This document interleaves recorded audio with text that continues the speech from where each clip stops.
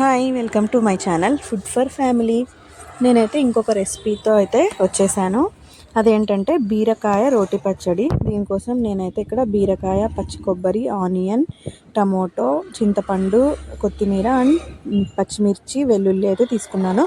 ముందుగా నేను పచ్చిమిర్చిని అండ్ అలాగే ఆనియన్, టమోటోని వేపుకొని అయితే పెట్టుకున్నాను, ఫ్రై చేసేసుకొని. ఇప్పుడు బీరకాయని చిన్న ముక్కలుగా కట్ చేసుకొని ఆయిల్లో కొద్దిగా ఫ్రై అయితే చేసుకుంటున్నాను, సాఫ్ట్ అయ్యే వరకు.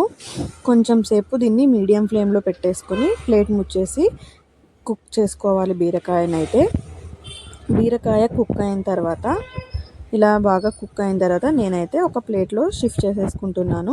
నేను ఇక్కడ ఆల్రెడీ ఆనియన్, టమోటో, చింతపండు, పచ్చిమిర్చి అండ్ వెల్లుల్లి కూడా ఫ్రై చేసేసుకొని పెట్టుకున్న ప్లేట్లోకి బీరకాయను కూడా తీసేసుకున్నాను.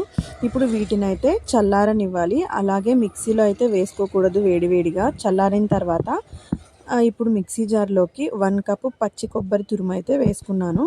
అండ్ అలాగే పచ్చిమిర్చి, ఫ్రై చేసుకున్న పచ్చిమిర్చి అండ్ వెల్లుల్లి కూడా వేసుకుంటున్నాను. ఇప్పుడు ఇక్కడ టమోటో, ఆనియన్ ఉన్నాయి కదా, వీటిని అన్నీ వేసుకోకుండా కొన్ని ఆనియన్స్, కొన్ని టమోటో అండ్ అలాగే కొంచెం బీరకాయ వేసుకొని మిగిలినవి అలాగే ప్లేట్లో పెట్టుకుంటున్నాను. ఇప్పుడు ఇందులోకి కొంచెం టేస్ట్కి సరిపడా సాల్ట్ అయితే తీసుకుంటున్నాను. అండ్ అలాగే చింతపండు కూడా వేసుకుంటున్నాను. చింతపండు వేసుకొని అలాగే కొంచెం కొత్తిమీర వేసేసుకోవాలి. చింతపండుని కూడా నేను ఆల్రెడీ టమోటోని ఫ్రై చేసుకునేటప్పుడే ఫ్రై చేసేసుకున్నాను.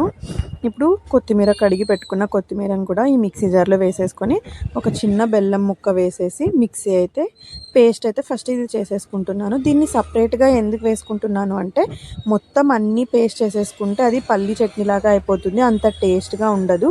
ఇప్పుడు నెక్స్ట్ సెకండ్ టైం మిక్సీ జార్లో వేసుకుంటున్నాం కదా, వీటినైతే ఒక్క రౌండ్ మిక్సీ పట్టేసేసుకొని ఆఫ్ చేసేసుకోవాలి. అన్నీ మెత్తగా పేస్ట్ అయితే చేసుకోకూడదు. ఇలా కొన్ని పీసెస్ లాగా ఉంటే టేస్ట్ అయితే అప్పుడు చక్కగా ఉంటుంది. సింపుల్గా మీరు కూడా ఈ రెసిపీని అయితే ఇలా ట్రై చేసేసేయండి. ఇలా చివరిగా పోపు అయితే పెట్టేసుకుంటున్నాను. ఆయిల్ వేసేసి 2 స్పూన్స్ ఆయిల్ వేసేసి హీట్ అయిన తర్వాత జీలకర్ర, ఆవాలు వేసేసుకొని కరివేపాకు అలాగే కొంచెం ఇంగువ వేసేసి నేను మిక్సీ పట్టేసుకున్న బీరకాయ చట్నీ అయితే ఇందులో వేసేసుకొని మిక్స్ చేసేసుకుంటున్నాను. వేడి వేడి అన్నంలోకి కొంచెం నెయ్యి వేసేసుకొని ఈ బీరకాయతో కలుపుకొని తింటే చాలా టేస్ట్ అయితే ఉంటుంది. మీరు కూడా ట్రై చేయండి. Thank you for watching. Subscribe to my channel.